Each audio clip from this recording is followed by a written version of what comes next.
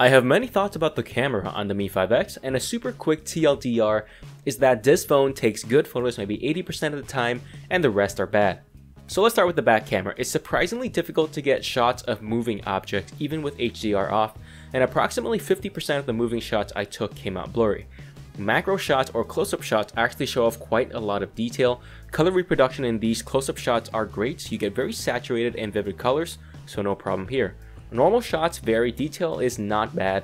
Color reproduction is pretty accurate but definitely less saturated than what you find in a macro shot.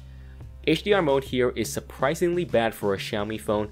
If my memory serves me correctly, the Mi Max 2's HDR was awesome, but to be fair, the Mi Max 2 also cost a lot more.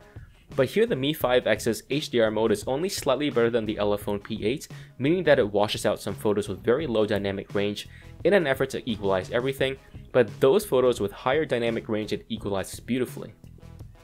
To be honest, the normal no HDR mode on the Mi 5X is good enough for 90% of the shots you take, so you might as well leave HDR off unless you are taking a picture directly into the sun. The portrait or bokeh mode also works quite well. You can see that the bokeh mode separates the subject, my dog, from the background very nicely, and it did it in a natural way. It's pretty hard to capture bokeh shots of moving objects again, like my dog, so it's only useful if your subject stays still.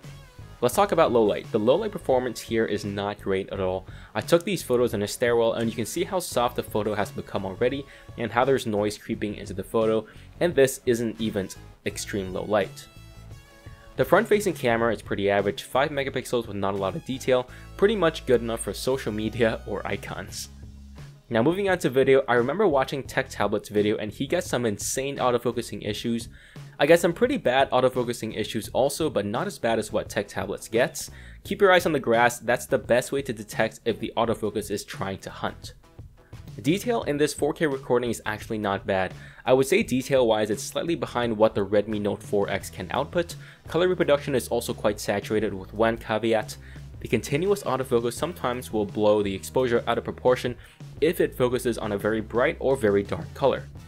So to conclude my thoughts on the Mi 5X's camera, it's not a bad camera at all, but compared to what Xiaomi usually produces, it doesn't measure up, especially with the release of the Mi Max 2, which had a really good camera.